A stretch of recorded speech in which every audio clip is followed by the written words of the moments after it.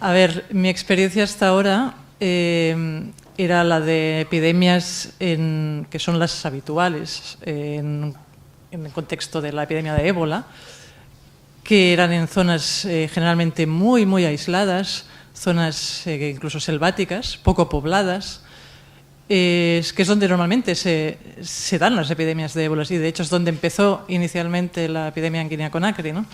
Entonces suele pasar que muchas veces estas epidemias se dan en lugares donde ni siquiera hay un centro sanitario con alguien que se le ocurra pensar que eso es ébola y envíe una muestra y se confirme que lo es. Entonces, cabe pensar que hay muchas epidemias que ni siquiera nos llegan, no lo sabemos. Para que se notifique que ha habido una epidemia necesitamos a alguien que se le haya encendido una luz, haya enviado una muestra y se confirme. Entonces, normalmente estas epidemias se dan en zonas que la propia geografía del lugar hacen que se contengan. ¿Por qué? Porque son zonas donde tienen mucho difícil acceso, que a lo mejor son horas y horas en avioneta, que hasta llegar allí son 5 horas.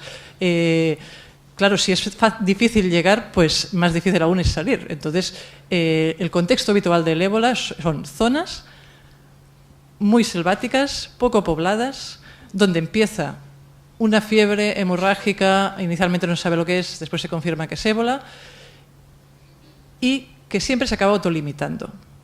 ¿Por qué? Bueno, se empieza a contagiar gente, fallece gente, la propia evolución de la epidemia es a autolimitarse, siempre y cuando nadie de los afectados salga de esa zona, ¿vale? Bueno, eso para que entendáis un poco el contexto habitual. ¿Cuál es nuestro papel como médicos de una ONG con un poco de experiencia en ébola? Pues generalmente en estos países ya ha habido presencia en concreto en mi caso, que trabajaba con Médicos Sin Fronteras, ya estábamos en esas zonas. Entonces, a la que se diagnostica el primer caso, pues muchas veces se nos ha pedido que ayudemos. Nuestra parte, la intervención de los médicos, es una mínima parte de lo que supone una intervención en una epidemia como ébola o Marburg. La ONG médica lo que hace, igual me estoy enrollando un poco, es aislar y tratar, o al revés, tratar y aislar, porque evidentemente no es solo facilitar al paciente todas las oportunidades para que pueda sobrevivir, sabéis que no hay ningún tratamiento específico, sino que la forma de acabar con el brote también es contener el contagio, ¿no? Entonces, ese es nuestro papel, pero aparte de eso, hay una labor importantísima de sensibilización, de información a la población. No puedes empezar una intervención si no explicas a la población qué es lo que vas a hacer. No puedes empezar a aislar pacientes en una zona donde no puede entrar nadie a verlos y donde la mayoría no sobreviven y nadie sale vivo sin explicar qué es el ébola, por qué estás haciendo eso, cómo se transmite y qué es lo que vas a hacer a partir de ahora. Esa falta de información es la que provoca rechazo. Y eso sucede en todas las epidemias de ébola. Ha sucedido también en Liberia al inicio, me imagino. La gente no sabía lo que era la enfermedad, no entendía muy bien qué es lo que se hacía cuando se llevaba a la gente al centro de tratamiento, no entendían por qué se morían tanto, les daba miedo, entonces la gente no quería ir al centro, a los hospitales, por miedo a contagiarse, entonces se escondían con su enfermedad en sus casas. Si tú no informas bien a la población, aunque tengas un hospital montado hoy en 3 días impresionante, conseguirás que la gente no venga. Y el ébola estará en cualquier sitio menos en el hospital, con lo cual no podrás contener esa transmisión. Bueno, me estoy yendo por las ramas.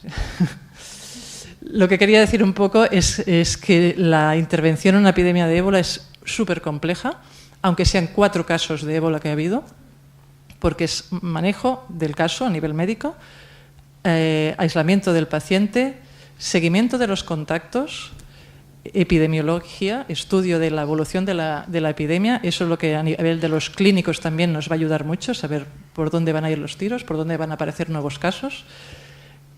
Antropología, importantísimo el papel del antropólogo. Hay que conocer cuáles son las costumbres locales, las actividades de riesgo de transmisión, porque tú vas a pasar un mensaje de cómo evitarlas.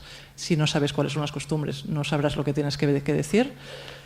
Y no olvidar, papel de veterinarios. No deja de ser una zoonosis. Antes del brote en humanos siempre ha habido casos de animales enfermos en la zona. el papel de los laboratorios. Necesitas un laboratorio de alto nivel, como puede ser el del CDC de Atlanta o el laboratorio canadiense, que te dé una confirmación de que es ébola, porque eso marca la diferencia. Tienes que estar seguro de que el paciente delante tuyo tiene ébola. No es aquello de, bueno, por la clínica sí, lo vamos a aislar. No. O sea, necesitas un laboratorio de alto nivel in situ y de la forma más rápida posible. Psicólogos. Es una enfermedad súper cruel. Porque la persona no solo está enferma y con riesgo de no sobrevivir, sino que además sabe que puede contagiar a las personas más queridas. O sea que es multidisciplinar, actúan muchísimos actores, la OMS normalmente coordinando, el Ministerio de Salud del país donde se da el brote, ONGs médicas si las hay, veterinarios, antropólogos, epidemiólogos, etc. Coordinar todo esto a veces es irrisorio porque por 4 casos, 4 pacientes, tenemos allí 150 personas reunidas, que es el contexto habitual hasta ahora de las epidemias. Bueno, imaginaros si empieza así Guinea-Conakry, zona aislada, un caso llega a la capital, Conakry, allí cambia totalmente el panorama, ¿vale? ¿Qué es lo que ha pasado? Es la diferencia de este brote. Es una capital, la gente pasa la frontera, hay mucha relación, ¿verdad? A nivel de comercial, la gente pasa diario de un país a otro, vende sus verduras al otro lado de la frontera, vuelven. Entonces ha sido, bueno, se ha escampado como, vamos, rapidísimamente.